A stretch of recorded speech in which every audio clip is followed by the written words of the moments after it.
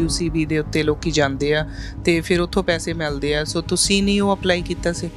ਹਾਂਜੀ, ਮੈਂ ਅਪਲਾਈ ਕੀਤਾ ਸੀ, ਬਟ ਉਹਨਾਂ ਨੇ ਇਹ ਰੀਜ਼ਨ ਦਿੱਤਾ ਕਿ ਤੁਸੀਂ 72 ਆਵਰਸ ਦੇ ਵਿੱਚ ਨਹੀਂ ਗਏ ਡਾਕਟਰ ਕੋਲ ਤੇ ਤੁਹਾਡੇ ਕੋਲ ਕੋਈ ਪ੍ਰੂਫ ਨਹੀਂ ਹੈਗਾ ਵੀ ਤੁਸੀਂ ਕੰਮ ਤੇ ਹੀ ਸੱਟ ਲੱਗੀ ਜਾਂ ਕਿੱਦਾਂ। ਉਹਨਾਂ ਨੇ ਡਿਕਲਾਈਨ ਕਰਤਾ। ਤੇ ਕੰਮ ਤੇ ਤੁਸੀਂ ਸਿਰਫ ਡਿੱਗਣ ਦੀ ਐਕਟਿੰਗ ਕੀਤੀ ਆ, ਇਹ ਕਹਿ ਕੇ ਪੱਲਾ ਝਾੜ ਦਿੱਤਾ? ਹਾਂਜੀ, ਇਦਾਂ ਕਰ। ਤਕਰੀਬਨ ਸਾਲ ਤੋਂ ਉੱਪਰ ਹੋ ਗਿਆ ਤੇ ਥੈਰੇਪੀ ਵੀ ਲਈਆਂ, ਕੋਈ ਫਰਕ ਨਹੀਂ ਪਿਆ ਪੈਰ ਨੂੰ? ਨਹੀਂ, ਇੱਥੇ ਦੇ ਡਾਕਟਰਸ ਬਹੁਤ ਲੇਟ ਦੇਖਦੇ ਆ। ਸਪੈਸ਼ਲਿਸਟ ਦੀ ਅਪਾਇੰਟਮੈਂਟ ਹੀ 3-3 ਮਹੀਨੇ ਬਾਅਦ ਦੀ ਹੁੰਦੀ ਆ। ਉਹਨਾਂ ਚਿਰ ਤੱਕ ਐਵੇਂ ਬੈਠੇ ਰਹੋ, ਬਸ ਪੇਨ ਕਿਲਰ ਖਾਈ ਜਾਓ।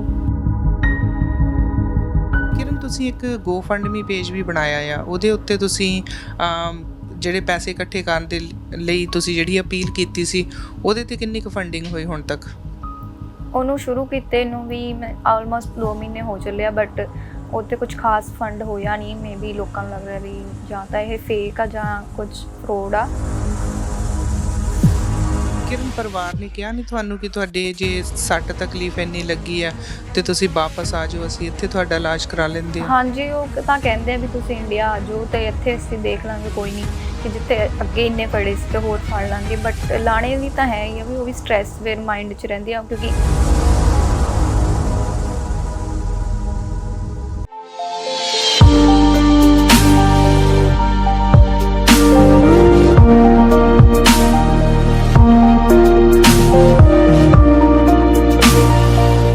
ਸਾਂਝਾ ਟੀਵੀ ਦੇਖ ਰਹੇ ਸਾਰੇ ਹੀ ਪਰਿਵਾਰਾਂ ਨੂੰ ਬਲਜਿੰਦਰ ਕੌਰ ਵੱਲੋਂ ਪਿਆਰ ਭਰੀ ਸਤਿ ਸ਼੍ਰੀ ਅਕਾਲ।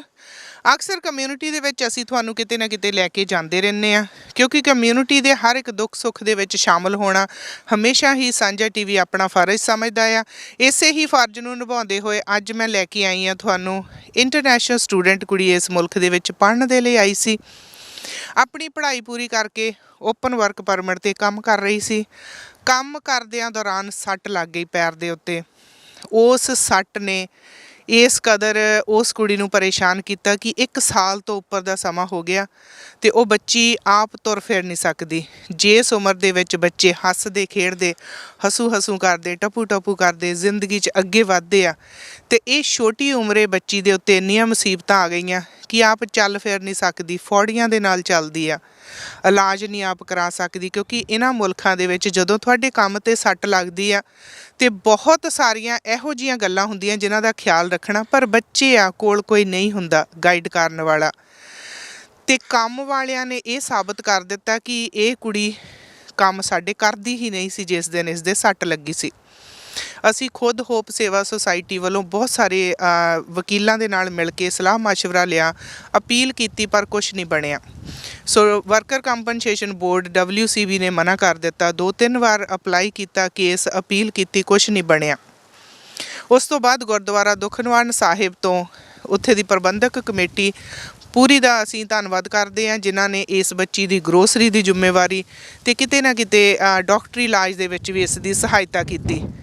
ਪਰ ਹੁਣ ਜਿੱਦਾਂ ਸਮਾਂ ਲੰਘਦਾ ਗਿਆ, ਉਸ ਬੱਚੀ ਦੀ ਲੱਤ ਇਸ ਕਦਰ ਖਰਾਬ ਹੋ ਗਈ ਆ ਕਿ ਲੱਤ ਕਮਜ਼ੋਰ ਹੋ ਗਈ ਆ, ਮਸਲ ਜਿੱਦਾਂ ਬਹੁਤ ਵੀਕ ਹੋ ਗਏ ਆ ਤੇ ਲੱਤ ਛੋਟੀ ਵੱਡੀ ਹੋ ਗਈ ਆ।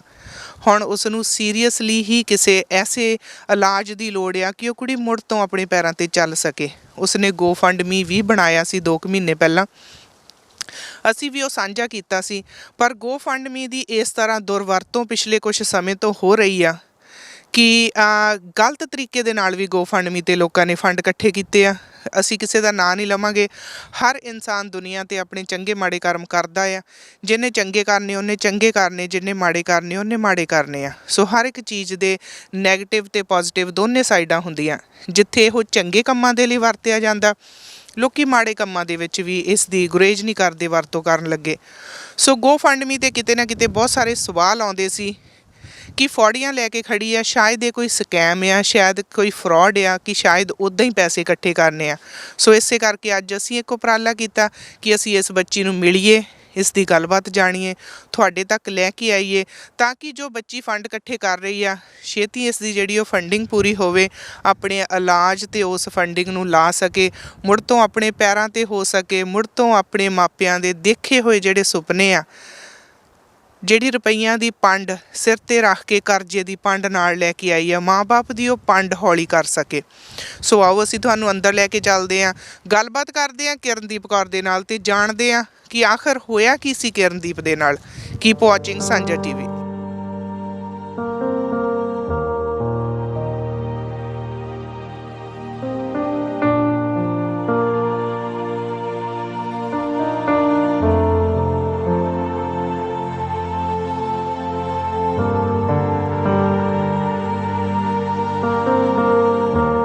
ਜਿਵੇਂ ਤੁਹਾਨੂੰ ਮੈਂ ਦੱਸਿਆ ਕਿ ਅੱਜ ਅਸੀਂ ਤੁਹਾਨੂੰ ਇੱਕ ਬੱਚੀ ਦੇ ਨਾਲ ਮਿਲਾਉਣ ਲੈ ਕੇ ਜਾ ਰਹੇ ਹਾਂ ਜਿਸ ਦਾ ਨਾਂ ਕਿਰਨਦੀਪ ਕੌਰ ਆ। ਸੋ ਕਿਰਨ ਸਾਡੇ ਨਾਲ ਨੇ, ਇਹਨਾਂ ਦੇ ਨਾਲ ਗੱਲਬਾਤ ਕਰਦੇ ਹਾਂ। ਕਿਰਨ ਜੀ ਸਤਿ ਸ਼੍ਰੀ ਅਕਾਲ ਜੀ। ਕਿਰਨ ਕੀ ਹਾਲ ਹੈ ਤੁਹਾਡੀ ਹੁਣ ਸਿਹਤ ਦਾ? ਹਾਂਜੀ ਤੁਹਾਡੇ ਸਾਹਮਣੇ ਹੀ ਆ।